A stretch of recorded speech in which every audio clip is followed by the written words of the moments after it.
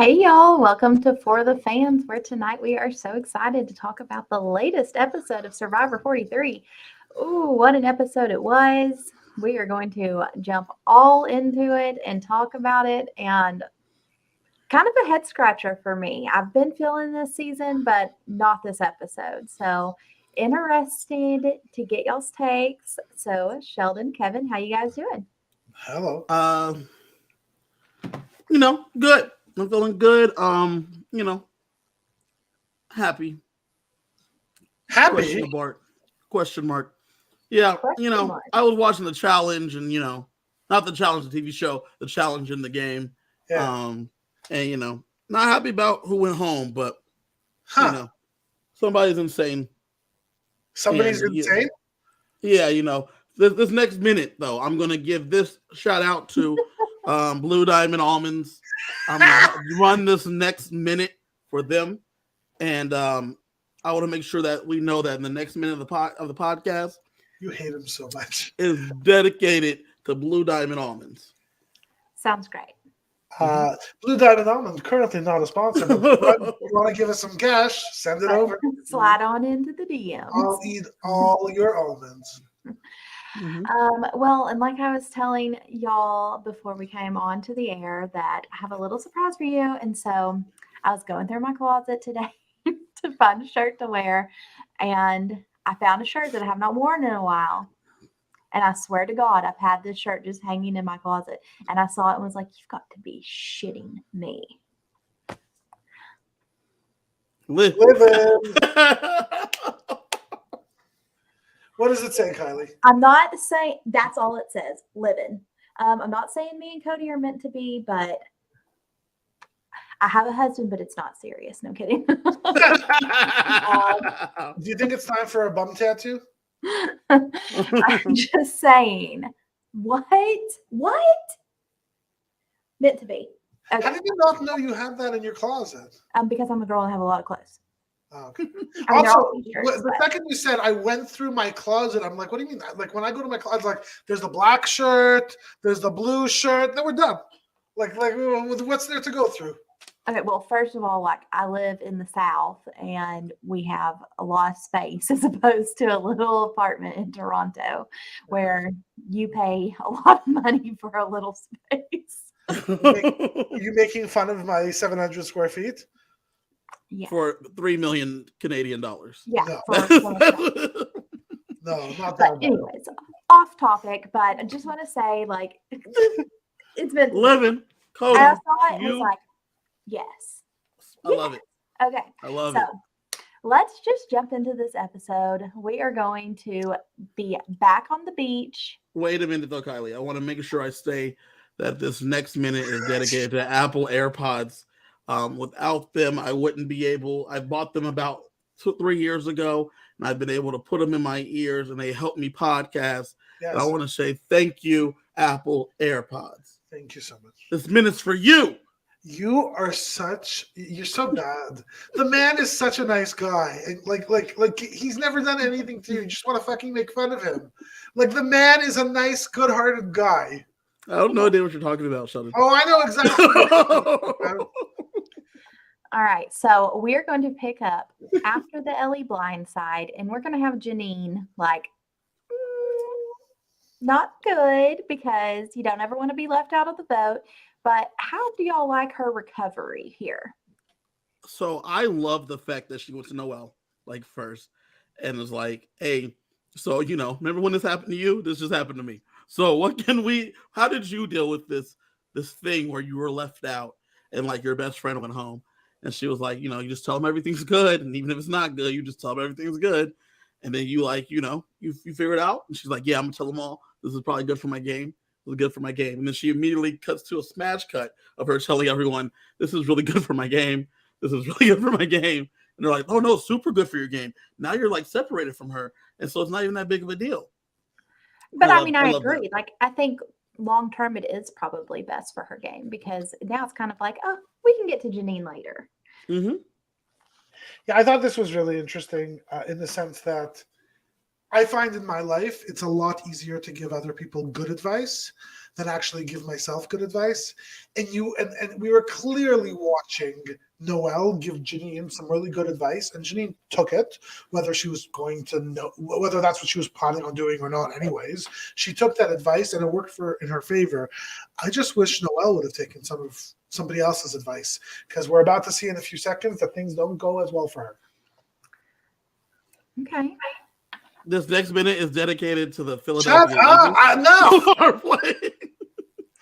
All right. So moving on. Enough. So I thought it was interesting that this is basically all we get talking about the last tribal. Like we're not really like digging anything into these new relationships. Just we're like, okay, Janine's apology tour basically of, hey, it's okay that you blindsided me, and then that's it. That's all we're gonna get. Okay, interesting. Next morning, we do get the whole tribe looks like they're out there watching the sunrise, taking in the beautiful Fijian landscape. And we get Owen and Dwight talking about, hey, how you feeling about these groups? And, like, let's work together. And Owen's like, I like this, but question mark on Gabler, because I don't know if I can trust him. Yeah, look, it's not hard to see that Gabler is a wild card. So it's not a detriment to Owen's game to actually say this man's a wild card. Anybody could say that and probably get away with it. So to me, there's nothing wrong with him saying that. And if anything, that's Owen actually doing great strategy of trying to make connections. And one of the good ways in life to make connections is all of us get together and we shit on somebody else, and that brings us closer together. That's what Owen did. Yeah. Well, one thing that we also saw with Owen is that he goes, I was also blindsided last night. I thought the five of us were going to stick together. Yeah. Found out that we didn't. Good to know. The whole point of us getting here, the five of us strong, five alive, that's what we're trying to do. Like, that was great. That's not what we did at all. And so we get that from him. And I thought it was a fantastic recognition by him, and that Gabler's prime agenda was really the problematic piece of this, Yeah. I kind of wanted to see a little bit of the aftermath there. Like I would have loved to see the conversation between Owen and Gabler, especially Sammy conversation too. Like Sammy needed to say, like, I wanted more. Like I feel like there's one I don't know. This was like really disjointed to me, because I felt like it was kind of everything that we got. None of it really built on itself to matter. And so, we get Owen being like, oh, Gabler, wild card. Spoiler alert, guess who's going to vote with Gabler again? Right. Yeah. Owen.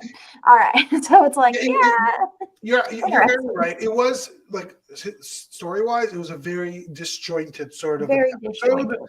And if the highlight of the episode was a 10-minute cry fest during a challenge, like that's certainly a disjointed thing. But I assume all of this will come to fruition.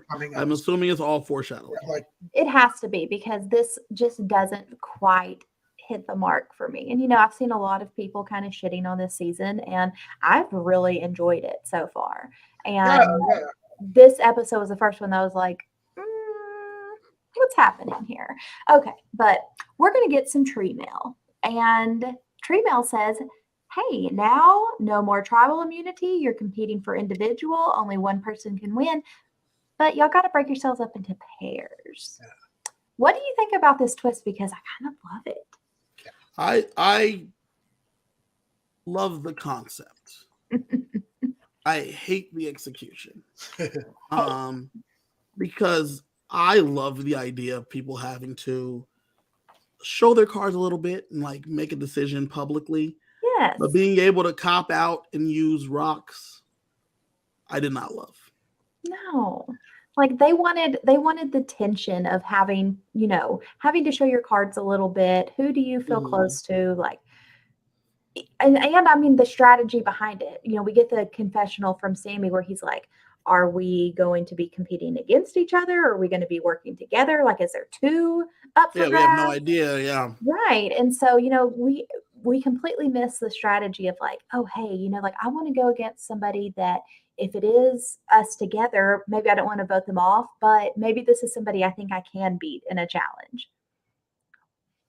What are your thoughts, Sheldon?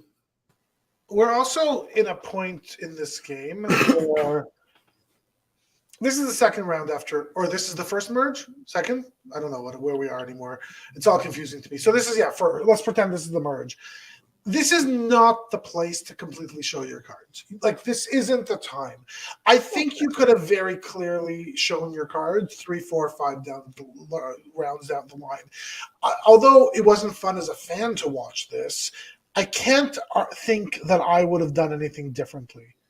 I think that was the best possible outcome for all of them, mostly because the truth is they actually had no information on what would happen.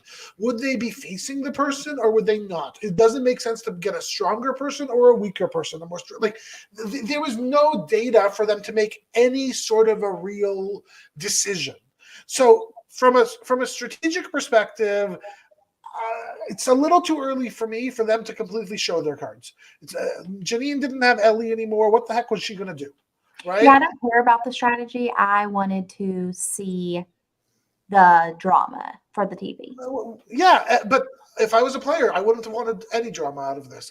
I want it as calm, make it as random as possible, because there is no incentive for drama at this point. There is zero incentive. Unless you're at the bottom and you need to stir drama, zero incentive for it. Well, that's why it would have been great, right? Because like the drama would have been created by the game. Like it would have created drama accidentally, which would have been great. Exactly, which is why if I was there, I would have done the exact same thing, and I would have because I would have sucked the drama out of absolute. Survivor never cast me on anything because if you want drama, you're not getting it with me. I'm sucking the drama out. All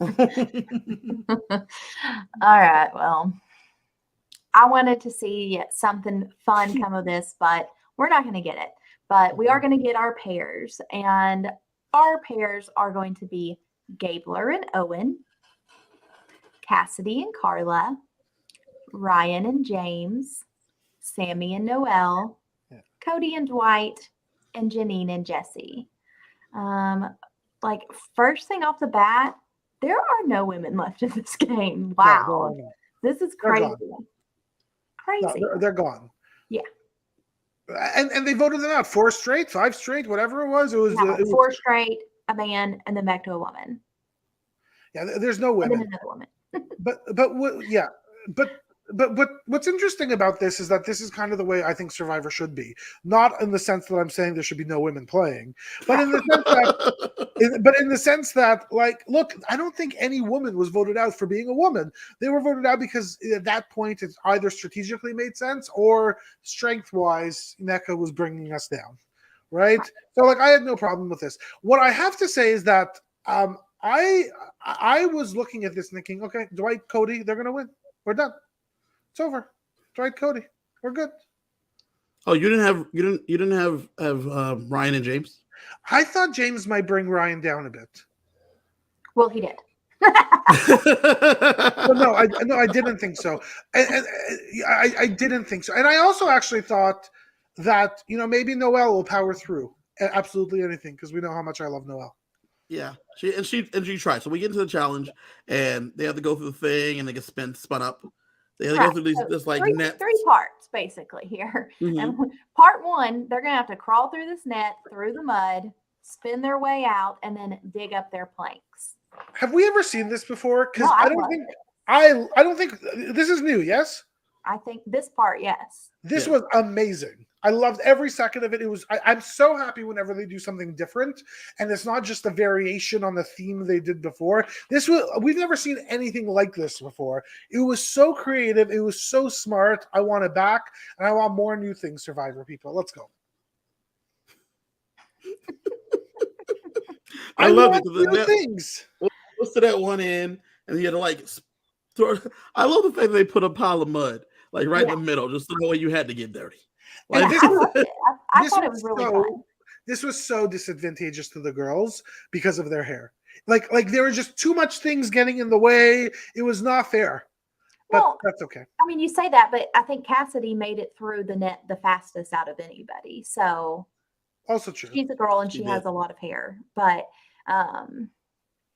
I think the mistake is like Noelle was going into this like looking like a hog on a spit. And she was rolling around there. Right her. Yeah. And I think that it was too much. I think she went a little crazy and she needed to finesse it a little bit more. And I don't think that was the method. I did love that she took her leg off while she was like, get this thing out of here. It's getting in the way. Mid-challenge. It's getting hooked on stuff. I can't have that. Get I'm out going here. to go ahead and take it off. Get it out of here. We get through the challenge. Her and Janine don't make it through. And their teams get stuck. With Janine's case, Jesse didn't go very fast himself. Mm-mm. So they were going to be out anyway. But I felt bad for Noelle. We're gonna break down right here in the middle of this challenge, and we're gonna talk about what it is to support people. Kevin, can you tell me what it means to be a human being and to be empathetic towards people in the middle of a game? Kylie, do we have any? On a scale of 1 to 10. We could play the music, start the music in the background, like some sappy music. You know, Kylie, it's just when you're like out here, we're all people, and we've all gone through struggles. And sometimes when we get stuck doing struggles, it's just we have to be there for each other. That's what we need in the world. That's the unity we need in the world. You know what I'm saying? And it's just mud on our faces. Sheldon, have you experienced this before? Yes. It's just so hard I can't talk about it anymore because we've gone through our 10 minutes of cry time for the episode, and now we need to go to our non-cry segment. Okay, gotcha. Yeah, so I mean, I love like getting to know more about the contestants. That's never bothered me. I kind of like the little background that we get about each one of them. But having this inspirational moment like break down in the middle of the episode where we've just spent like 10 minutes, I mean, it was just too much. And maybe it's this knowing what's coming up on the next portion and then what's coming up later. And I think it's the whole combination of everything that happened, where maybe if it would have just been one of these sentimental things, I wouldn't have rolled my eyes so hard. But it's all of them combined together that's a miss for me. Yeah, for me, I have to say, I've been harping on this entire season. I truly, and maybe I'm just a horrible person, every time that music turns on underneath the scene, I roll my eyes. Because it just feels so inauthentic and it feels so pushed and not real. Like, I don't know, it just doesn't. I want a real moment. It didn't feel real to me. I feel like it's forced on us all the time. And it's like they've created these like this 10-minute chunk in every episode that they're like, this is the heartstring portion. What if nothing heartstringy happened? Why do I still need to get the heartstring stuff? Like I don't understand this. I actually feel less connected to the people when it feels inauthentic. So, I mean, the game has shifted, right? They're no longer where Jeff wants to talk deeply about gameplay. I think Jeff's favorite part of the show is the emotional connection, the human moments, right? The other day I was listening to a podcast. It was with Rob had a podcast and it had Cerie Fields on it. And she was talking about the moment that she, I believe in Game Changers, where they had lost a challenge, but she completed it going across, and what that moment meant to her, why she did that, and how she got that breakthrough. And she was able to hopefully be able to be an inspiration for other people going through stuff that they didn't think they could be able to complete, even after she had been on 4 times. And that Survivor allowed her to do that. Jeff Probst hears that interview, and it's like crack cocaine to him, because it is the hook. It's the piece that, the guys on the street, the people on the street that he talks to every finale or used to. It's the stuff that they're talking about in his mind.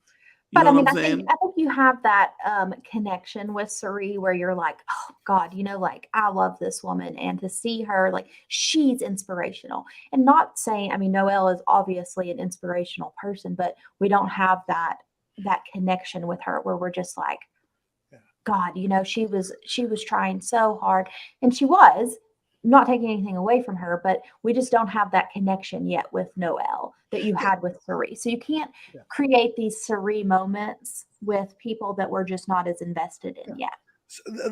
Look, I remember clearly that moment, and it's still so clear in my head how many times she kept on falling in the water and getting up and falling. But it was authentic and it was real because I knew the Cerise story for 4 seasons. The problem with Noelle specifically is, and it's not her problem, I would argue it's the show's problem with how they're editing her, is that I don't need a cry moment to look at Noelle and say, holy crap, this woman is brilliant. Holy crap, I don't know if I could go through what she did and be able to end up on a television show and persevere. And the fact that we had this whole scene, plus every second they get, truly, this is now almost every single episode, there is a clear shot where they don't look at her face. The shot's only on her leg. So to me, it's almost like they're tokenizing her. They're like, look, she's not a person. She is just her leg. And that's not what she is. She is so much more. I don't. They're not tokenizing her. What they're doing is saying, look at us. We casted this person. Yeah, probably. Who has this obvious disability. Look how great. And look at her. She's out here persevering because we put her on this show. Look at you know what? You might be right, Kev. Like you really might be right. But that is, to me, this is an Olympian. This is not somebody who's a Paralympian. Special treatment and extra time. She is a star without her leg being seen. And I don't think they get it. And I actually think your analysis is bang on, Kevin. I really do. I agree. And just to finish up with that, because you're right, and I love what you're saying, Sheldon, because they do it all the time. But it's not. And Don says it here in the chat. Noelle is a very strong woman. It doesn't make her likable. Noelle is not hugely likable as a character, but then they go, look at Noelle, just out here killing it with the one leg. Look at us. We put Noelle. Can't we believe? Look what we did. Look what we found. Look what we found. Okay. Well, moving on to part 2 of this challenge. I'd be really interested in what Noelle would say about this, because I'd love to hear her perspective on it. Well, the hard part, and I'm positive the hard part is that for Noelle, her leg is just part of her life. Yeah, look, I don't actually how you said, oh, it was so cool to watch her throw her leg. My assumption is somebody who has an appendage that isn't there and has some sort of addition, that metal leg or whatever it is. That's actually part of her life. I would think to kick with my leg to get out.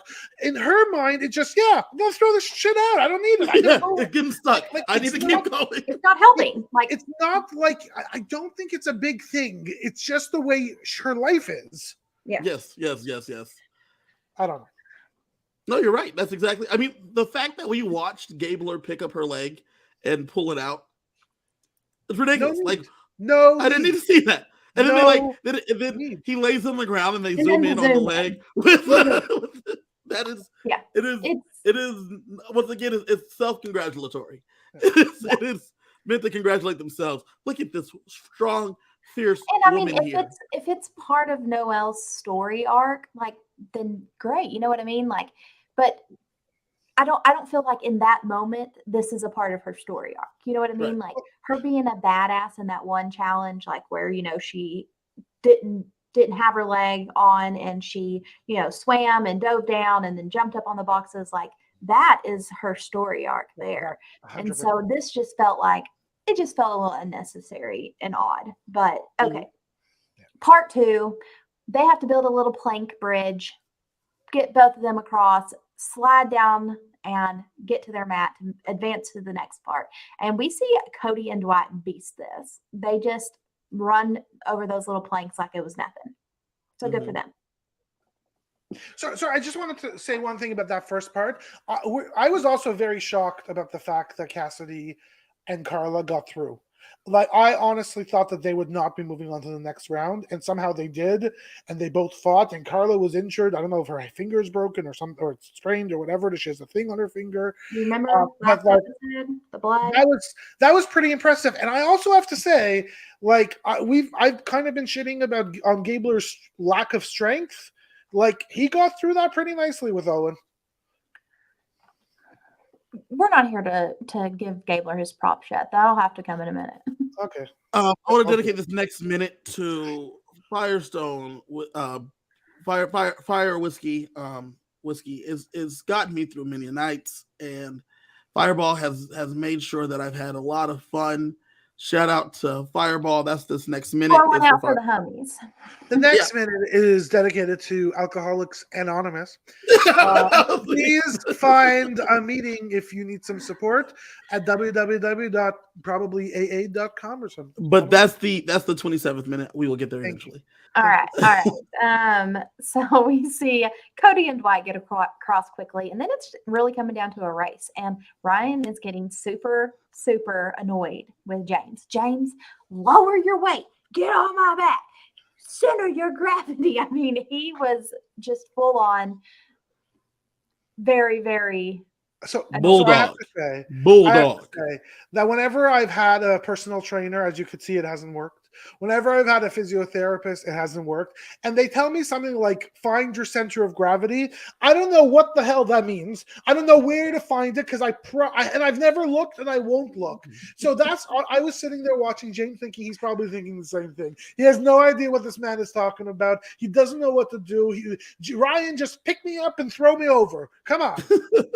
Yeah. And I mean, they're all three kind of at the same point. And Carla takes another nasty spill. Like, I am worried for her. Carla Warrior Princess out here. She's just out here getting nicked up. Except she was a complete mute last night. We got, I think, one Carla comment all night. It wasn't the Carla show last night. That's all. Whose show is it? The future winner Gabler? And so Carla falls, and they have to go back, start over. So kind of down to Owen and Gabler, Ryan and James, and Ryan is like, come on, James. And James done effed it up, and he drops the plank. You gotta stay focused. We were right here, man. He's such a bro, this Ryan, but not in the attitude. Send him on to the challenge. Like it's a lot. Do not pass go. Just go on, because that's where he belongs. This isn't quite it for him.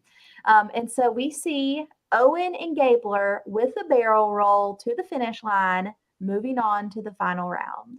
And might I suggest they had a really nice shit stain, everybody, down that ramp. Everybody, it looked like shit stains down the slide. I absolutely noticed. I actually love these challenges where they get completely like dirty, all muddy, like everything's covered, their hair, their body. Like, I love this. I love it. Kevin, are you shocked that Owen and Gabler are two of the four moving on? No, they're all very close. They only made it because of missteps by others. Like, it's not like they were like Cody and Dwight beasted it, right? It's not like, I'll be surprised if Owen and Gabler had like done the same, which is why when we let off, Sheldon said he was not surprised to see James and Ryan not in the end. I thought for sure they would be in the end because I thought they would have the ability, and sure enough, they were there to get it done until the thing drops. So I'll also say, like, one of the things we're seeing now is why the Yellow Tribe, I think Baka, why 5 of them made it to merge or fake merge or whatever it is. Like, they really were physically the stronger team as a whole.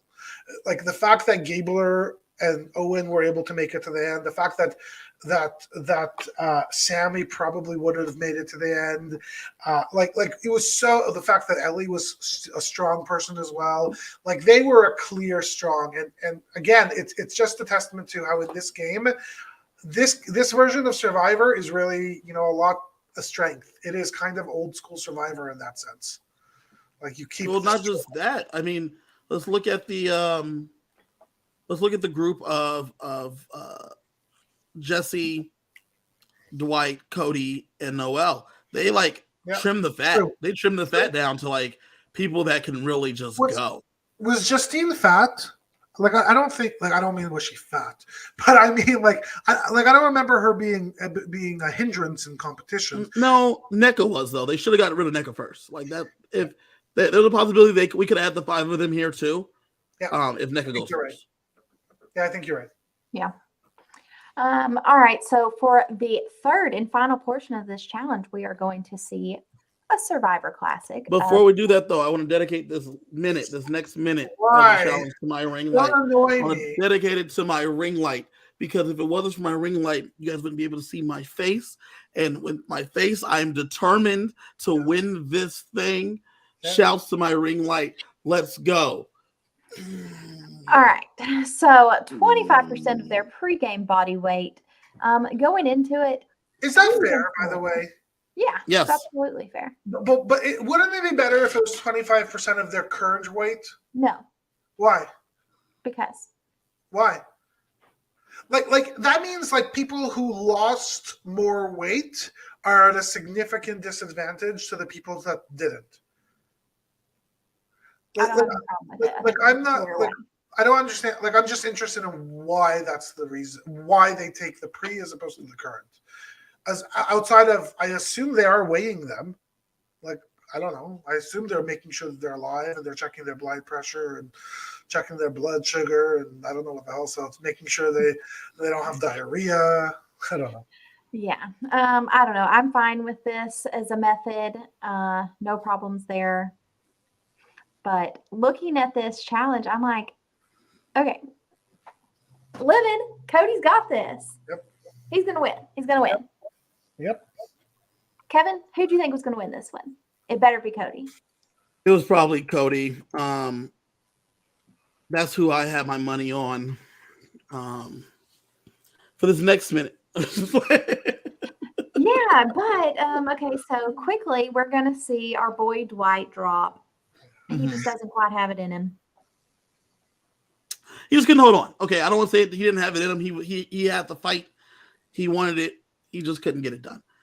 Next you see Owen. How do you know he had the fight? And I asked that because you watched him on his face. He was trying. You see, so like when you say somebody has the fight, or when somebody says that, that's because I understand their backstory. Like I could clearly say Noelle has the fight because I see it in action and I know her story and I know that she's an athlete. I still don't know anything about Dwight. This guy didn't exist yet this season.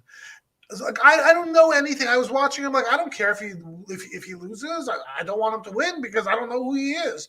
But like I don't know if he had the fight. I don't know anything about the guy. He's a mystery to me. You know what? If he could have held on a little bit longer, maybe we could have known, because Dwight's going to drop out and then Jeff is going to say, you know what, Gabler, what's your motivation here? And this is where we're going to get the litany, Kevin. We are going to get my uncle. He just had heart surgery. I know they did a great job. Noelle, this one's for you. Wife, Alaska, Idaho, Canada, Union. Everybody. Wow. So, I mean, I don't know, y'all. I think there's a lot of people out there that really like Gabler, and I am all about the characters, but Gabler is just not it for me. And this is maybe kind of, to me, another moment where it just seems a little bit disingenuous. Okay, so I don't feel like that at all. I loved every second of it. And the reason I loved every second of it is that Gabler is the only person that could do that. I had moments of Chris Hubicki in there. But this was a Chris Hubicki never stopping to talk sort of a thing, without any of that strategy. Plus the fact that I honestly think he was authentic when he said Lester Tenney, who was this and he was that, and then this guy. Like, I think that he was truly leveraging that to get him through minute by minute. And look, it worked. It must have worked. And I don't know, maybe it got into the other people's heart. This is for Noelle. Let's do another highlight on Noelle. I mean, that's the part where I'm like, oh, come on. This is just so gimmicky. Like, that's, I think, the point where I was like, oh my God, like rolling my eyes. Okay. Owen, he gives the standard Survivor answer of like, hey, I have just always wanted to have this moment. I want to have that necklace around me. I want to know that I'm safe. Cody, what is your motivation? Well, Jeff, in 1994, also Little League Championship, and I didn't get the trophy. I mean, he's really having a pull here to find. I'm sorry, but so here's the thing, though. Like, and I think, honestly, I'm sorry to use the word stupid, but I'll use it here. This is the stupidity of Survivor's editing, because, like, right now in that episode, because the truth is, they didn't need to show that. Again, it was this heartfelt crap, because the truth is, the fact that he lost his high school track something Wrestling like, who the hell cares? Like what the heck is going? Why do I need they didn't need to put that in this episode. And Jeff, stop asking these silly questions to try to find emotional answers, when the truth is, not everybody is constantly walking around about to cry. Well, and I mean, if this is Gabler's moment, then let this be Gabler's moment. Yes. Like, hey, Gabler, like Owen's answer, Cody's answer, they just didn't add to the moment. In fact, like, it made it kind of silly and like trivial, and I may or may not have laughed out loud. yeah, I did too. I rolled my eyes. What is this? Okay, so then Owen's going to drop out, and we get Gabler talking about the veteran that he, I guess was part of the operation for. Now, this part seems completely genuine for me. And they do this cut over to Cody, and they show his face. And I'm like, at that moment, I was like, there's no way Cody is going to win this. Almost like he can't win it. You know what I mean? Because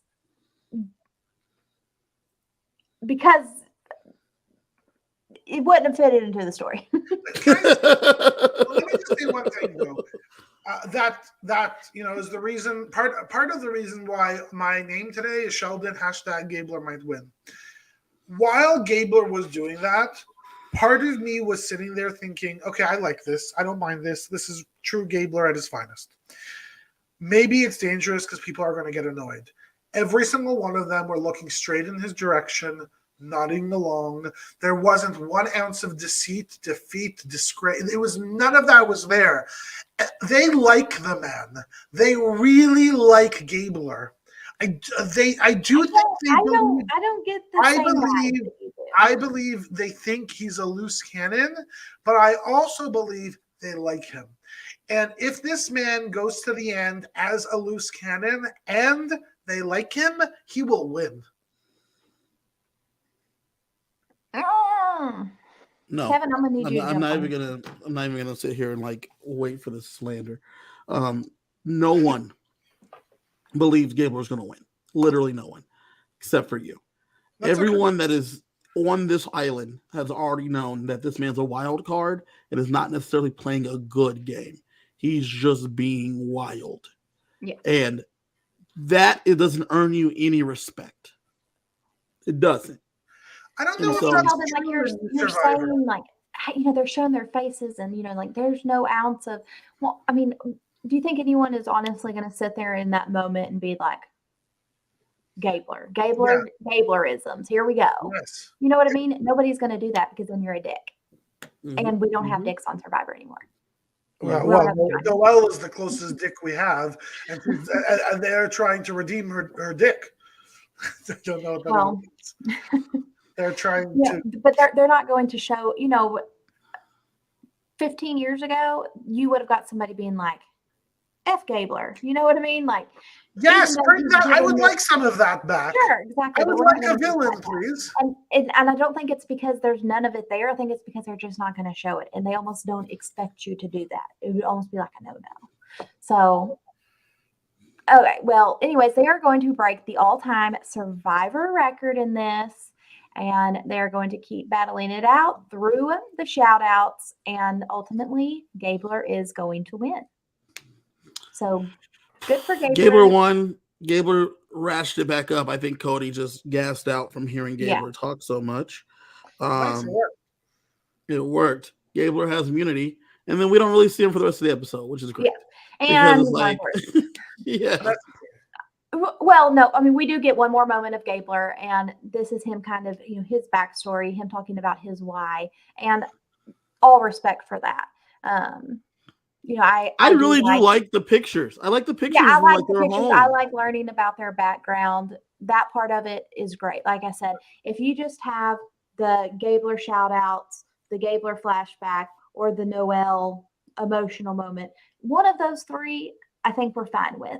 All three in like a 20-minute span, it's just not Survivor to me. Well, it's Oprah. Like it's I don't know. That's what it is. Like Survivors become Oprah, and not everybody's getting their own car. I don't know. All right, so back to camp, and we get them washing the mud off. And Noelle is going to jump into the strategy talk and say, hey, you know what? Baca and Vessi. Vessi, we just saw how well y'all work together. Let's do it. Let's team up. I'm like, what is Noelle thinking? That she really thinks that that Baca is going to be able to come back together as the basis of like, okay, I understand if you think that your Vessi 4 can vote together, but why would you think that Baca is the group to work with? Yeah, I don't know. I don't understand this, and I also don't like her tact around this. I don't get the orders being thrown around. I don't understand the complete and sheer confidence. Like I just don't understand a lot of what she's doing from a game perspective. Don says right here in the chat, Noelle is just doing way too much with the info, and she's just wild out here, and it doesn't go unnoticed. It doesn't go unnoticed. But here's the thing, Kevin. You said that he's the wild card. Like Noelle's kind of the wild card. Like she's do not sit here and try to prescribe things that are meant for Gabler to other people. Because this man's gonna win. He's going to win. Gabler is a wild card. Noelle isn't a wild card. Noelle is a bossy bitch. Overplayer. Ooh, bossy bitch. I like that. And I'm sure she would probably own that title. Unfortunately, in Game of Survivor, I don't think that it's necessarily the greatest one to have. But this is also very disjointed in the editing for me, because we get this little talk, and then we're going to get to the water well. And James is going to say, what's that floating in the water? Is it a turd? No, it's a bottle. And they are all going to take this out. And does anybody want this? Not me. Yes, I want it. Give me that bottle. I hope you wouldn't say yes, I want it like that in front of everybody. I would. Give me that key, bitch. Well, guys, what is the right move here? Like, it was just unlucky that he was with people that he is not completely like. What do you do? No, in all seriousness, in that situation, like, hey, James, you saw it first. Like, it's yours. Yeah, just go ahead and read it, dog. Yeah, just go ahead and read it. Open it. Yeah. We're all here. I mean, yeah, it's our secret now. And what I don't understand is why they didn't go to look for right. Why did they all just leave and say, yeah, I'm not gonna go? Like, what the heck? This is the real move. This is the real move. I'm James. I take the bottle. I don't even ask. I just take the bottle, and then I go down to the beach and I call everyone together, and then I read it to everyone. And the reason I do that is because the people that are at the well with me, I'm not necessarily aligned with. Yep. So since I'm not aligned with them, I might as well have everyone know. I just tell everybody, literally everybody, and then I read it out loud. Then I say it's under the thing, and then watch. I go and grab it from underneath the thing, and I read the advantage out loud. So everyone knows this knowledge is power. So Dawn, it's an interesting strategy, Kevin. This is what Dawn suggests. The right move would have been what James did, minus telling people. Because if it's missing, there was 4 people that seen it. I kind of agree with Dawn. Like, they could completely start playing the blame game of, oh, it's gone. Oh, you looked at it? So that means you went to look for it too? How would you know it's gone? I didn't even look at it. Huh, maybe it's you. Well, and I mean, I love the confessional from James where he's like, I'm not going to touch it until after after tribal. And then he's like, no, fuck that. This is Survivor. I'm going to get it. I was like, yes. Well, But how come nobody is with this man? Here's the thing, though. Do you guys remember? I think it was Gabon. I think it was Gabon at the merge. They got the idol clue, or they got the idol or idol clue, and someone just threw it into the ocean.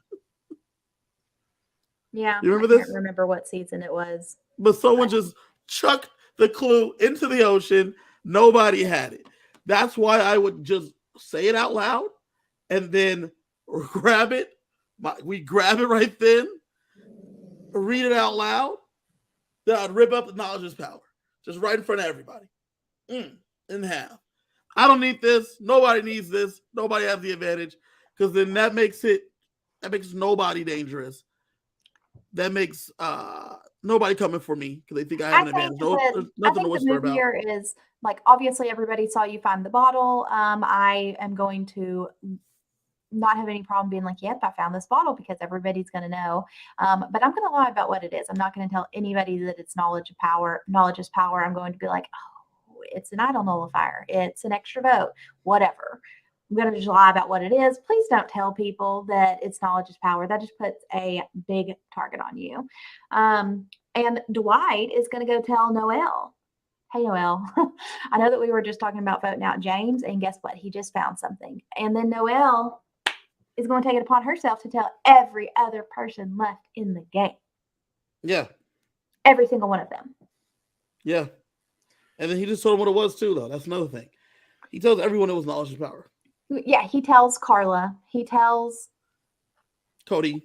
And he tells Ryan. Which is an interesting 3, because it's pretty well common knowledge that Cody has an idol. And so he's like, oh, okay. And so this is where I'm also very confused, because he decides to tell Cody. Well, actually, hold on. Before we get there, because this is also the confusing part, because this is the editing. So we get Noelle telling everybody. Then we get the conversation with Jesse and Cody where they're like, hey, we could go with this plan, vote together with Vesey, but maybe we could vote out Noelle. And you're like, okay, I mean, I can follow this train of thought. Noelle is being a little bit bossy, and you don't want to play Noelle's game. But then Cody, still love you, but I'm so confused. Cody's like, you know what? Not Noelle. Let's do Dwight. Dwight. I don't actually get the Dwight either. I still don't. Where did this come from? Cody's been wanting to get rid of Dwight since he had to get rid of NECA. Okay, he's been for 2 weeks. He's been harping on this. Crazy. Okay. So now we're going to have James open his advantage. Knowledge is power. Then he goes, and whoa, did I do that? No, I want to talk to the people real fast. I want to talk to the people real fast. So I know, Survivor, I know that you guys love this knowledge is power advantage. I love it too. I think it's a fantastic idea. But here's the problem. These idiots don't know how to play this advantage. You can't tell anyone. You need to gather the knowledge so that way you can use its power. But instead, they keep telling absolutely everyone, and there's nothing you guys can do. So I'm going to need you guys in the future to no longer have the knowledge is power advantage, because unfortunately, these idiots have no idea how to keep it to themselves. In fact, you guys tried it not once but twice in this same season. You brought it, it got taken out. You said, let's bring it back, because maybe this group will know what to do with it. And sure enough, once again, James just goes and tells everyone. I understand what you guys are trying to do, and I love the thoughts, but just give it a rest, guys. Can I ask, why is it that nobody shuts up in Thank you, guys. Survivor? Why does nobody keep a secret anymore? Well, I mean, I think some of it is because they just threw this damn advantage into the water well. Like, obviously, 95 people are going to find it at one time. It seems to be like everybody has to know everything. Let's shut up. Keep a secret. Yeah. Keep it Shouts to Carla. She's the only one to keep a secret in this show. I think that's the only idol that only she knows about. Yeah. And so it is going to save her ass. So I did want to say James one thing. tells everyone, though. We now know, by the way, why we have not gotten a lot of James confessionals. And the reason is his voice is so low that it breaks the audio. I actually find it really hard to listen to James when he talks because my TV crackles. I can't hear him properly. And I don't know if he's sick or that's just like his voice is so freaking low. Like, it's so hard to watch. Yeah. I don't know. I don't know what's going on with James' voice, but James tells everybody, I've got knowledge is power. So everybody starts scrambling. And Cody's going to take his idol. He's going to give it to Jesse. Janine's going to take hers. She's going to give it to White. Noelle's going to take her little extra vote. She's going to give it to Owen. Everybody is going to get something from everybody else. Now, Don was right here. The swaps were smart. It was smart to swap it, send it to somebody else, have somebody else hold onto this thing for you. I think the way you combat knowledge's power is by declaring, hey, Sheldon, I know that you have an idol. Kiley, do you have an idol?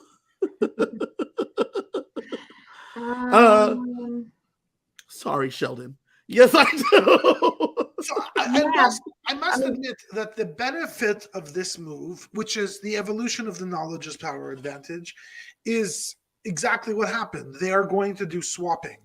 And the problem is, I think that if this advantage would have happened 15 seasons ago, the person who took the advantage would never give it back because they were evil people then. I think people are so friggin' moral now, and so I will keep to my word that idol is always going back to its rightful owner. And I wish it wouldn't, because that would make this advantage and this move really fun. If somebody actually doesn't give it back. I mean, Shan would have kept it. All right. But it is time for tribal council now that we've done the old advantage swap. And we get this confessional from Jesse leading out. And I did actually end up going back and watching it, even though I told you I wasn't going to, but I did. And Jesse talks about the timing of making a big move versus playing someone else's game. And I think ultimately that is where maybe this move breaks down into of Jesse doesn't want to play Noelle's game, but he's okay with giving his buddy Cody some agency in the game. Question mark. Very confusing as to exactly what's going to go down, but that's okay. Yeah, I don't fully understand this move. Like for Jesse, I truly don't. Yeah. And the reason is that I think that Noelle has created enough of a target on herself that if he stays with Noelle, he should definitely know that she will be targeted ahead of him. So if anything goes sideways, I think that he's still safe. He's still going to be fine. So I don't fully understand this as a move for Jesse. Yeah, I don't completely get it either. Kevin? It's once he divorced him, just like any good divorce. Yeah, and the problem is he didn't give two shits about his ex-wife. Marriage. I think this was like an affair, and maybe that's where the problem is. I thought it was a true marriage. I just thought that once they got divorced, like when Kim Kardashian. I wanted to see them go to blows. Like why wasn't there I want to fight in Survivor. Where is Sandra Diaz-Twine to give some attitude and stark snarkiness? Yeah. We're not going to get it. All right. So, tribal council. Jeff immediately jumps in and is like, hey, y'all remember that one challenge where Vessi and Baca worked together against Coco? Like, is that still a thing? And everybody's like, no, I think it's individual games. But like deep down, Noelle, Janine, Dwight, they're like, hell yes, it's us versus Coco. Yep. No. All right. Well, listen, here's the one thing that I want to talk about, right? After the swaps, Janine gives her idol to Dwight. That's important. Yep. Because he's holding on to this idol. Yeah. We get to tribal council. And tribal council is a bunch of it's a real nothing burger in terms of like words. And it's the same thing. It's, hey, Cody, I need you to give me a surfing analogy. Well, are we gonna stay on the beach and drink beer? And Jeff is like, or what about Jaws? I'm like, this is a hot ass mess. This is a hot ass mess. We get a bunch of nothing answers, and we don't get really any kind of like real movement, which is fine. Mm-mm. But then we get to the vote. Everybody's confident, though. Everybody's confident everybody. in how this is going to go. 7s, 8s, 9s. Everybody's sticking around. Before we get to the vote, general game question: is the shot in the dark a wasted? Let's get rid of it. That's annoying. Like, is it necessary in the game? Yes. The reason Has it played any role? Yeah, because it makes them have to really truly blindside somebody. It makes them have to keep things even quieter and tighter lipped. And I appreciate that for the gameplay of it. I don't appreciate that for the show, because then there's less people talking about stuff because they don't want it to get out. So you don't really see it show-wise. Well, except on this season where everybody talks about absolutely everything to everybody. But not the shot in the dark. Not in the shot in the dark. No one's using this as an opportunity. Yeah. I remember last time everyone used their shot in the dark if they thought they were going home. The writing was on the wall. Everybody used the shot in the dark. Yeah, didn't really work. True. But this time, no one's using it because they all legitimately think they're good. Yeah. All right. So time for the vote. And we're going to get, I do like how these votes have gone, these two, merged tribe votes, because we're getting a lot of people getting their names written down, and I like that. So we're going to get James, Ryan, Dwight. James, Ryan, Dwight. Ryan. Hold on. After the second time, Dwight's name comes out. He says, we're good. Janine has her hand back. She's like, oh, this isn't looking good. This isn't looking good for you, my guy. Remember the thing you're holding in mine? I need that back. And he's I don't understand why she didn't make a show of it. Like why didn't she actually turn around, hit him, give me my freaking idol? I don't know. I don't. So like somebody was saying that you cannot, once the wheels are in motion, you can't. Not somebody. Dalton Ross as Jeff Probst. Hey, Jeff, if they've given the thing, can they give it back? Jeff Probst says that the same way idols cannot be played once he starts reading the votes, you also cannot hand over an idol or an advantage once the votes start being read. So the second that thing was a goner. So it was done. She lost her idol the second. So the rest of the votes come out. Dwight blindsided because Jesse have done the old switcheroo on you and voted with Coco and Sammy. Interesting breakdowns. So to answer your question, Dawn, did old girl with the busted chin get her idol back? No, she did not. It gone. It gone. It is gone. Why do you feel bad? Lost her idol. I feel bad for her. Like, I don't know. She earned the idol. I don't know. Sucks, but I mean, that's part of it. Knowledge was power. You asked Sheldon about the what's it called? Knowledge is power. We talked about that. This is why it's bad, because if you move everything around, that person goes home holding your stuff. The only reason that maybe I don't feel as bad is that the truth is, she should have used her idol on Elie last night or last episode. Why? Because Ellie said if that she they told her were not to. really together, use that freaking idol. Come on. Ellie No. said Ellie told her not to, so she didn't. Yeah. Okay. All right. Anyways, no, that's a terrible idea. What do y'all think about James's reaction? Because James, once again, you were my winner pick preseason, and I wish that I could take it back a little bit because I absolutely hate how you're reacting, and you've done it in multiple tribal councils. Just the visible. Yes. I'm like, oh no. What's wrong with that? What's wrong with that? I don't like it. I don't like it. I Little need celebration because you're composure. alive? Would you hate it even more if it was Sammy doing it? Yes. Well, I think to me that's probably why you hate it. Is that seems something that a kid would do, like just it's an maybe I shouldn't say. Well, it's I an mean, I thing.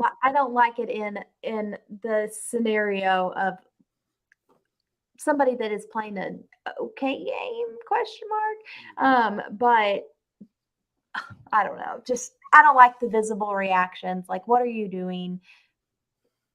When I feel like most everything else that he does is calculated. Can we talk about his game? Is he actually playing? I'm a little bit confused as to whether James is playing a game that's good or not. His name keeps on coming up second time in a row where there's votes on him. Like he's not able to deflect that. Is he not playing a good game? He's not going home. You're right. He's not going home, but And there's never enough traction to like really threaten his position in the game. But I guess my comparison would be his ride or die-ish Carla, who nobody's thinking about this woman. She's in everybody's face, being everybody's best friend, and also a ghost at the same time. Yeah. So like she's playing a good game. I'm not sure. I don't know how to assess it yet, and I think part of it is still that I still don't feel like I have enough of him, and I still haven't seen enough of him. But also, I don't know if I want to listen to his voice because of that sound. One thing I don't understand is why. So they canceled the Real Love Boat. They moved it to Paramount Plus. They give So you an extra hour. when shows get canceled, you say, they went to Plus. Yes, pretty much. They went to Paramount Plus for the rest of the season. Why not give us an hour and a half of Survivor? Well, I mean, these episodes are probably edited already, so they can go in and add more content. Yeah. They can add more content. There's scenes that didn't make the cut. But speaking of that, and flashing back up here to Dawn's question about does James know about Carla's idol? So there was a secret scene of Carla talking to Gabler about the idols, and she's like, "Oh, so Janine has an idol because she got every single bead from y'all because me and Lindsay, we were both trying to get beads, but Lindsay left with her bead." Oh. And trying to throw off like Lindsay's bead wasn't there, so therefore no idol from Coco. This woman is so cool. Yeah. I'm like, That should why not be a don't we secret get that as opposed to the 30 minutes of emotional bullshit that we got this week? So they canceled the Real Love Boat and sent it to Paramount Plus. I don't know why we're not getting an hour and a half of the episode. Yeah. Put that scene in there, baby. What are they doing now instead of Love Boat? Like, what's on the CBS schedule that can make them more money? The 10 o'clock hour, they're doing rotating dramas. Like The Equalizer was on a week. They have Blue Bloods on a week. Like, give me like reruns. Yeah. Come on, they have the tape. They just need to put 5 editors in the room and get the work done. That's what I'm saying. All right. That's what I'm saying. Give it to me. One Give more it to me. question from Robert. Kevin, who is going to win? Carla. Carla's winning this game, baby. Carla is winning this game. Kiley thinks it's Cassidy. She's getting that No, she doesn't. Erica edit. But I think there's a possibility Cassidy can win. It's Carla. I hope it's Carla. It's Carla. But we shall see. It's going to be Carla or Cody. Actually, I hope it's Cody. I am giving some. Or can I add one more name? For that. Do not add Gabler. I won't add Gabler because I do think he has a chance just as much as Cassidy. But the other name I'd add to the list is Sammy. I would too. Sammy, I think, is going to be dangerous. And I think that his voting patterns are also not exactly I don't fully understand No, what's his going voting on. patterns are spot on. He is. Well, no. His voting patterns are spot on, but they're not what I expect for him to do. And he's playing he's making smart voting moves. And again, we're not seeing enough of his strategy. Like, I want to see what's going on in his brain. On the next time on Survivor, it does look Yeah. like we're going to get some Sammy strategy. And so Good. that makes me a little worried for Sammy that that might be his blaze of glory. No, they wouldn't put it in the preview and then send him home. Yeah, true. But they're going to possibly look to shake things up where these people that have been left out of the votes, Janine, Owen, some people from the other side are maybe going to James, the others are like, you know what? We could be the people. Yeah, they're going to do a leftovers type thing. Wow. All right. So, anything else to add about this episode? It was not my favorite one of the season, but here we are. And, I am going to trust that the Survivor editors know what they're doing and that this is set up for what is coming, that this will be pertinent to the end. Well, I think you're right. And I think the reason you are right is simply because this kind of was a throwaway episode since none of us still know anything about Dwight. And so, I think that they knew Dwight was going. There was no story to set up. People wouldn't be upset. So they used most of the episode to give us emotional stuff and give us foreshadowing and set up for the rest of the season, is what I assume happened in this episode. I, for one, am sad to see Dwight go because in our fantasy draft, I have picked Dwight to win the poll every single week, only so that I can use office gifts of Dwight Schrute. Even though Dwight from Survivor doesn't like it, I don't care. And so I'm sad that I can't do any more office gifts, but that's okay. Could you remind us who's left in our draft? Sure. Okay. So in our little draft for funsies, I have Jesse, Noelle, Cassidy, Cody, and Ryan. Wow. Is that your entire team? No, I lost Mariah. Okay, Sheldon, you have Owen, Janine, and Sammy. I win. And Kevin, you have James, Carla, and Gabler. Gabler? I got stuck with Gabler, man. What are you going for me? I'll trade you somebody for Gabler. Can we trade? Yeah, I would love to trade. Who do you have? I'll give you Janine for Gabler. Done. You do not trade. No. I don't like trade denied. Not approved. We're about to come to an end, but Kevin, for our last minute, could you give us our final dedication? Yes, this last minute is dedicated to Franklin ping pong balls. I've played so many games and beer pong and other comps and orgs, and if it wasn't for the Franklin ping pong balls, I might have lost them even sooner. So shout out to them for our last minute. Let's keep it going. Kiley, who would you like to dedicate the last minute to? Well, I would mostly just like to say thank everyone for joining us on For the Fans, where Kevin likes to play with balls. Okay, I would like to say one thing. I would like to dedicate to Jeff Probst's future replacement, because I'm about to say something. I'm ready for Jeff to move on. I'm not even watching your mind. One annoying episode? No, sir. No, okay. It's not one annoying episode. Since he became exec producer and has put his stamp on the show, the game, I don't think, there's things that are, it's just too sappy. It's just too much. I don't know. It's time to move on. He's so into himself. I'm done with Jeff.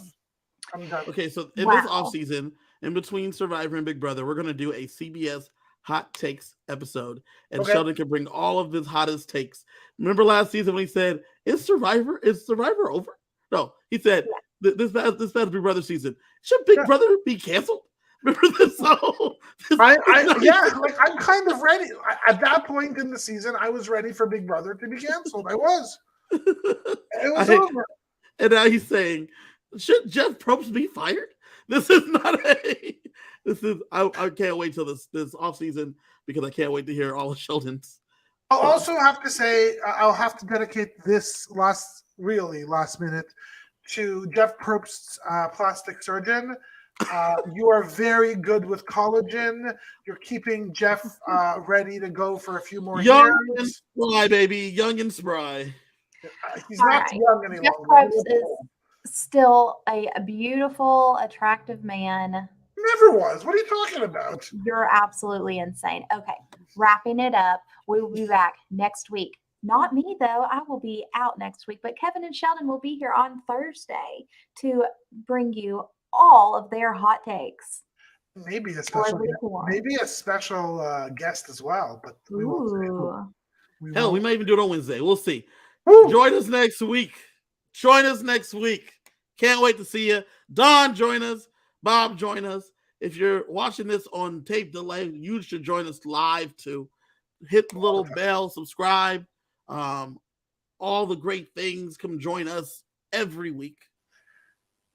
And we'll see you Good- guys next time. Bye, night. y'all. This is dedicated.